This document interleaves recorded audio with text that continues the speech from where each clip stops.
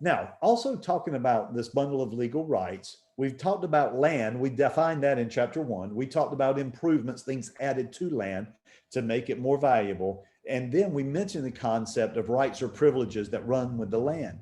In chapter 2, we give those a name. Appurtenances, and you can see my definition in there. Rights or privileges that run with the land. In other words, whoever holds the title gets those rights and privileges.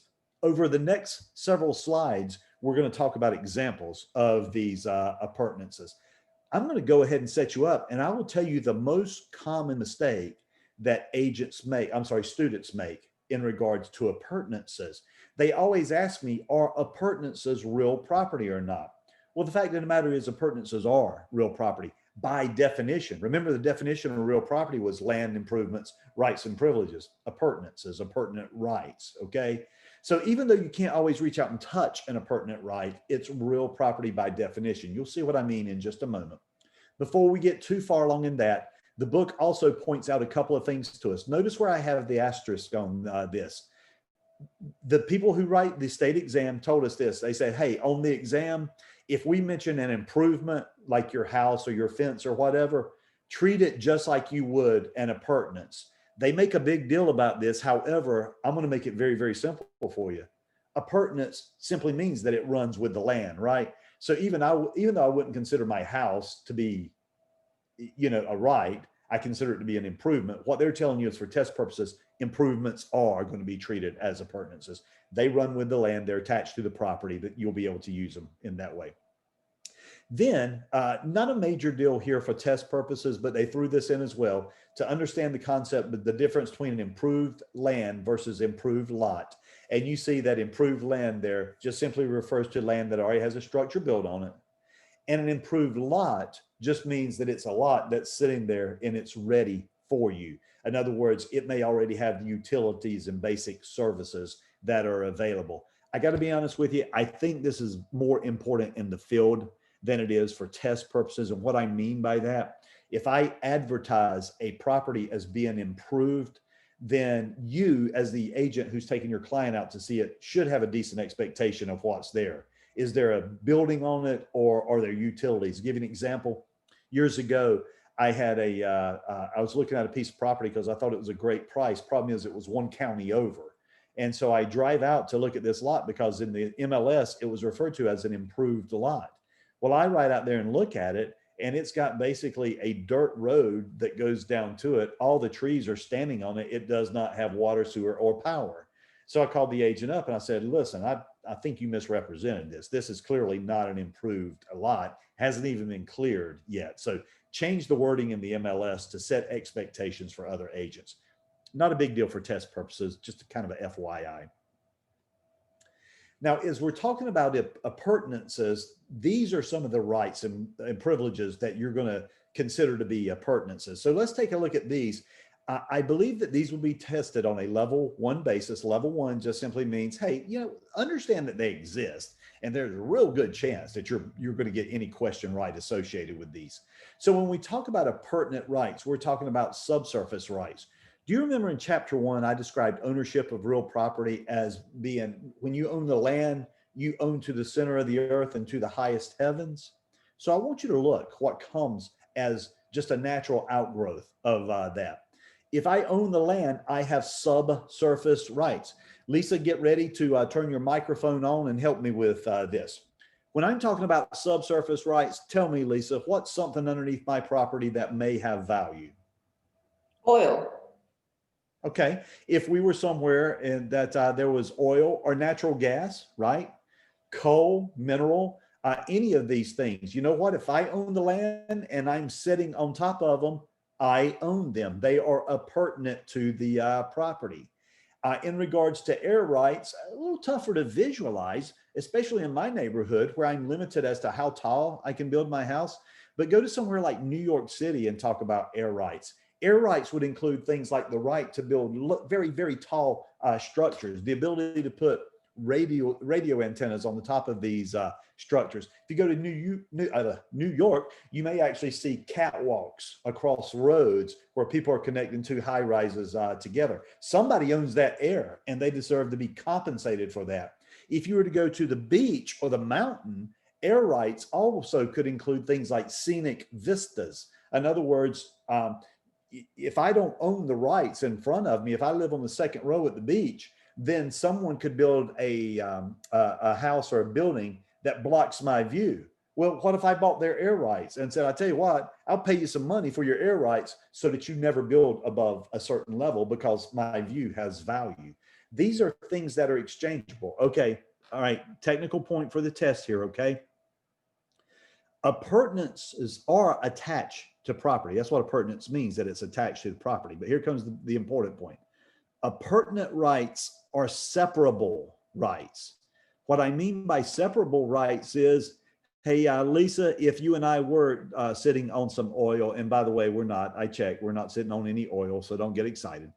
But having said that, if we were, Lisa, do you have the ability to harvest that oil? I believe, yes, that I do. I could sever Oh, that right. let me ask the question a different way. Do you, as an individual, do you know how to build an oil well? Do you know how to build an oil derrick?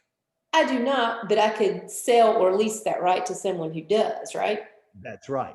Because appurtenant rights are separable rights. It's very possible that I may keep the land and then sell the oil rights to Exxon, who does know how to extract oil, and they can pay me just like they're paying me rent for my house. They could pay me rent for the rights for these for the oil that's underneath my property. So appurtenance is, yes, they are attached to land, but they are separable rights. Now, Lisa, are you ready for a toughie? I know it's early in this particular chapter, but let me give you a toughie right off the bat. If I lease the oil rights to Exxon for 40 years, and then I later sell my property to Craig, Craig would buy the property subject to what? The lease with Exxon. The 40-year lease. Does that sound familiar to you? Now, most of us will never be in a situation where we do this, although I did have a good friend that he found out that the woman that he married, they were not only young and beautiful, but they also found out that they were sitting on the largest natural gas reserve in Pennsylvania. So they're pretty much set. I need that type of luck. Fortunately, he's a good guy, so he deserves it. But we don't have that type of luck, Lisa. So apparently we're going to have to figure out another way to make some money off of our property. So most of us are not going to have a chance to take advantage of these mineral rights. However, the same thing applies if you're just renting a property. So when I move out of my house, if I rent it to someone else, well, the tenant has a right to be here. This is important. What happens if I sell my house to a third party while the tenant is still living there and has 8 months left on his lease? What's going to happen, Lisa, to the new buyer? They will take ownership subject to that lease, to the terms of the lease that are in place. Right, because these rights are separable, right? When I rent a property to someone, what I'm doing is I'm separating out the control and possession of that particular right. All right, let's recenter.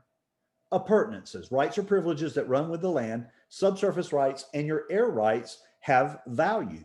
And if you can sell them, if you can lease them to someone else, that's fine. They're yours. They have a value. In a later chapter, we're going to show you how we deal with this from a disclosure situation. Currently, there are disclosure forms that deal with mineral, oil, and gas rights. And then there's also other forms that deal with disclosure rights about the property itself and whether it has any defects. That's a later chapter. We'll get to those, but that's the reference on the bottom of this slide. Subsurface and air rights are examples of appurtenant rights. You see some examples there, a lot of which I've already talked about. So I'm going to leave that there for only 1 second. Of course, if you're reading the Dearborn Companion materials, I got this directly out of there. So you'll have that in your reading as well. Okay, this is strange. I used to teach this class, and when I got to water rights, I would just basically say, you know what, they're not even testing us on this, so don't pay a whole lot of attention to it.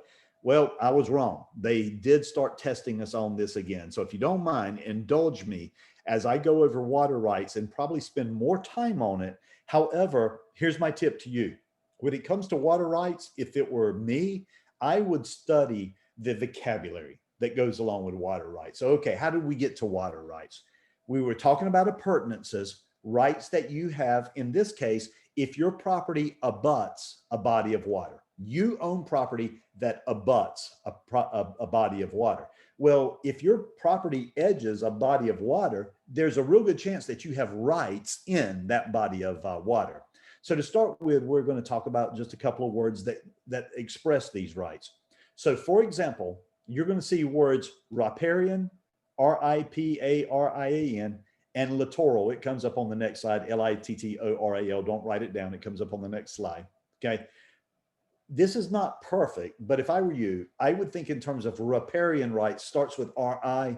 Think of that as being rights associated with being next to a river, RI, river, riparian, rivers or streams. Okay. So when we talk about riparian rights and we talk about the rights that you have on that body of water, we ask ourselves, is this a navigable body of water or is it a non-navigable body of water? The Neuse River, for example, goes from city to city, county to county, all the way to the coast. It's a navigable body of water. But look at my first graphic here. If it's a non-navigable stream, just think of a small stream between two farms or something to that effect, you're not going to put a boat in it and go anywhere. So the question of ownership is this. Notice that in this, Lot A and Lot B are on either side of that stream. And we're trying to determine how much each own. Well, notice that in this picture that if it's a non-navigable body of water, each party owns to the center of the stream. And they can use the stream if they want to, unless there's something to preclude their use of that. But if it's non-navigable, a stream between two properties, just think of it as the property on either side owns to the middle of the stream. Do me a favor, don't overthink this if you don't mind. It's not going to be tested that deeply. Well, I talked about non-navigable, so I also have to talk about what happens if it's a navigable river, okay? Notice in this case, again, please use your graphic on this. Look at Lot A and look at Lot B, and notice the difference here, that this body of water is navigable. You can put a boat on it and go somewhere, okay? So what happens is, and here's the key, if you own property that abuts a navigable body of water, you own to the water's edge, okay? So you own up to the water's edge. I think that's indicative of the picture here. And then notice who owns the part underneath the water. Well, the government owns the part underneath the water. In North Carolina, our rivers are actually considered part of our interstate highway system because it's a form of navigation, right? If you own property adjacent to a navigable body of water, you own to the water's edge, and then the government owns the land underneath the water. So far, so good? Okay.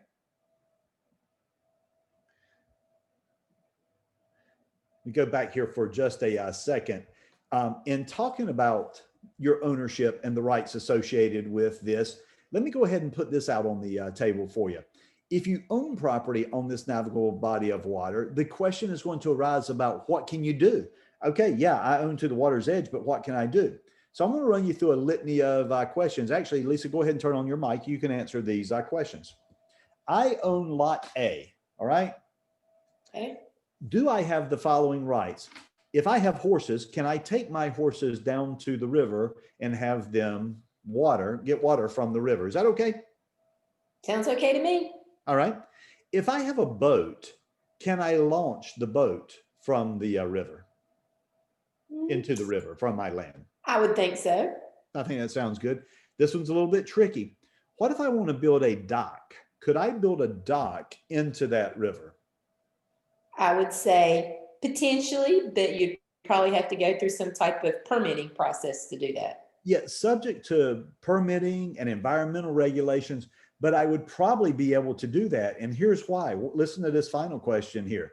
Lisa, if I live on Lot A, could I build a dam so that the water is not allowed to flow downstream and I take advantage of that? No. No, not in North Carolina. You can't. So notice in the first three examples, we did not impede the water going downstream, but certainly I can't build a dam. Even if I put a pier up on the property or a dock, the water is going to flow around it. And that's why typically you're allowed to do that. So what do I want you to understand? Water rights, navigable body of water. You only own to the water's edge, but the owner of property, of a riparian property, has certain rights to use the water that would be exclusive to them simply because they own the land next to the water.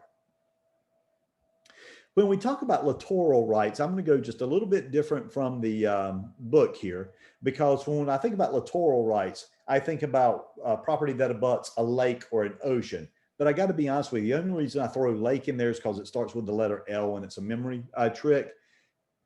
The thing you really need to think about with littoral properties is they abut tidal bodies of water. In North Carolina, and I don't know where you're watching this at, but we're watching it from North Carolina currently. And so in North Carolina, what happens is we have oceans that have tides. So that's the only way it affects us in North Carolina, littoral rights. And so if I own a property that abuts the Atlantic Ocean, what is it that I actually own? Well, look at your bullet points here.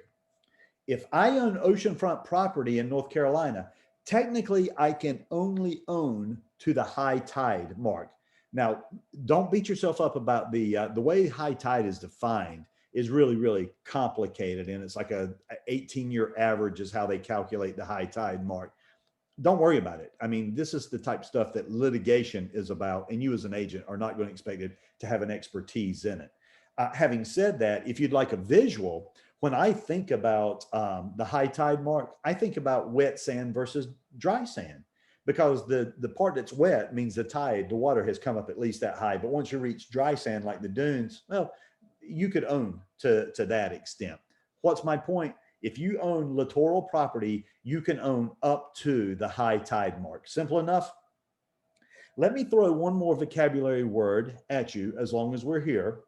Well, if you own to the high tide mark, well, there's also going to be a low tide mark.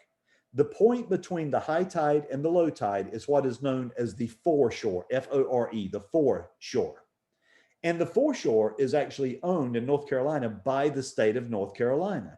It's actually part of our parks and rec system here. And that's why the public has a right to use the foreshore. Now, keep in mind, the public doesn't have a right to walk across private property to get to the foreshore.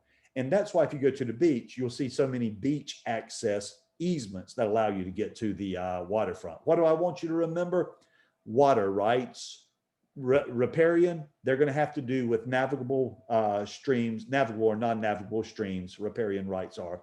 And then littoral rights are going to have to do with properties that abut a body of tidal body of water, like the ocean or something to that effect. Okay. Foreshore, littoral, riparian, etc. Okay. Now, just some items of interest here. I'm just literally going to read these to you because I don't think we're going to be tested on this, but I would feel better if you had at least heard this comment before.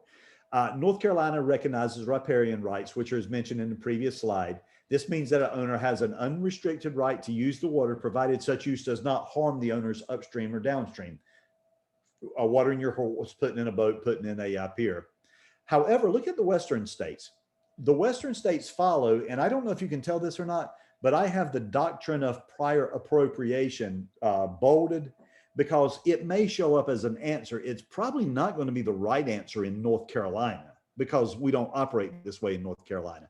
But keep in mind, on the national exam, Western states use what's known as the doctrine of prior appropriation. What does that mean? It states that water rights are determined by the priority of the beneficial use. The first person to use water or divert water for beneficial use or purpose can acquire individual rights to the water. Thus, property owners may have land that borders water, but no rights if those rights have been acquired by someone through prior appropriation. What do I want you to remember about that? Almost nothing, except the fact that you heard it. It is very, very level one. And again, I just wanted you to have heard those words, okay? Not quite through with water rights yet. So, but we're still talking vocabulary. So I want you to think about this. If you own property that abuts a body of water, what happens if the path of the water changes? Well, if your property line was defined by the path of the water, well, your property line just changed, okay? So these words reflect that. Vocabulary words, If you know that they have to do with water rights and you know a rough definition, you're 100% on this. So let's take a look at the words that could affect your ownership of property. The first word is accretion. Now, notice this is a gradual buildup of land through the deposit of soil. Think about when a river runs, on one side, it's always dropping soil and rocks and things like that. But did you notice it's a gradual buildup? You're going to gain some property, but it's going to take you a long time for this to be significant. But hey, if your property is defined by the water line and you gain property, congratulations, you just got some more land. I want to skip reliction for just a moment, and I want to jump to erosion, and here's why. Do you recognize that accretion is just the exact opposite of erosion? Erosion is a word we've all known since we were in elementary biology. Erosion is the gradual wearing away of soils. So what's happening when a river flows, on one side it's eroding, on the other side it's accreting. Well, if your property is being eroded away, you're losing property if it's defined by the water line. Makes sense? Let me go back to reliction. In reliction, this is another gradual gaining of land. But notice why you're gaining land in this case, because the body of water is receding. Let's say that you're on an inland lake and the lake's drying up. Well, if your property is defined by the water's edge and it dries up, well, congratulations, you just got more land. Now, keep in mind, this only applies if you own up to the water's edge. There are a lot of lakes in our area in North Carolina that the land around the lake is actually owned by the Corps of Engineers. So if it recedes, we don't gain any. There's one lake over in, somewhere around Charlotte, where the lake is owned by the power company, and they'll let the water in or out, depending on what their needs are. But having said that, they own the land around the lake. So even though the lake receded, you didn't get more land. This would only be if you owned right up to the water line and the water line changed. One of my favorite words in real estate is the word avulsion. So again, let me just give you a definition of it. An avulsion is a sudden loss of land. In North Carolina, avulsion could occur probably through a hurricane. A hurricane comes through and cuts an inlet where there used to be land. If I were in California, avulsive actions would refer to things like earthquakes or mudslides, for example. This is a sudden act of nature that causes the land to change. Weirdly enough, and notice I put an asterisk beside this, if I really wanted you to stretch and remember something about avulsion, if for some reason you lose land through avulsion, if that land ever comes back, a later storm dumps sand onto where it had taken it last time. Well, guess what? You just got your land back, because avulsion doesn't take land from you. It just changes the layout of the land. It could be underwater now, but you still own that land through avulsive action. So what do I want you to remember? Level 1 definitions of each of these words, they go with water rights. Why are we talking about water rights? Because they are a type of, what's the word that I'm looking for, starting with the letter A? What were we talking about here? Land improvements, rights, and privileges that run with the land. What word am I looking for, Elise? Appurtenance. Water rights are appurtenances. Sorry about that. Just had a brain went lost for just a moment there. Water rights are a type of appurtenance. And remember, if you own property that abuts the water, you have rights within that water. Okay, important test point here. In regards to water rights, as long as I own the property that abuts the lake, or the river, I can use that body of water. But when I sell my property, I cannot reserve my water rights. They go to the person who now owns that property. Okay, so we earlier said that appurtenances were separable rights. Water rights are a little bit different. They go with the person who owns the property that abuts the water. I can't reserve them if I sell the property. Okay, that was a lot of talk about water rights. Trust me, it's just level 1. So know that vocabulary and the fact how it relates, and you're going to be fine. And then wrapping up this little section about appurtenances, we talk about other support rights. Subjacent just means support from below. Lateral means side to side. And just real quickly on these, I've never seen them pop up as a test question, but subjacent is if for some reason you do find out that you have minerals on your property and you give someone the right to go in and mine for those minerals, well, you want to live on the land while they mine for the minerals. So they would have to, if they build like coal mines, they'd have to support it from below to make sure that your property doesn't cave in. Subjacent, okay? And then lateral rights is, look, I have the right to use my property any way I want, any legal way I want to. But if I start excavating on my property, digging out dirt, I can't do it in such a way that your property collapses into mine, because my neighbor would have a reasonable expectation of lateral support on my property. Subjacent, lateral, they mean what they say they mean. Not a big deal. In a later chapter, we're going to talk about other pertinent rights, which include the benefit of an easement. I'll go ahead and define easement for you, but I promise you this will come up later. An easement is the right to use someone else's land. You don't own it, but you have a right to use someone else's land. Most commonly, it's going to be to get from a public right of way to the property. That's the most common case you see in North Carolina. And then appurtenance also include things like your restrictive covenants. Now, your restrictive covenants are also going to be referred to as protective covenants, and they'll come up in Unit 6. But having said that, they run with the land. So therefore, they're treated as appurtenances as well. So you will continue to see that word appurtenance pop up in later chapters.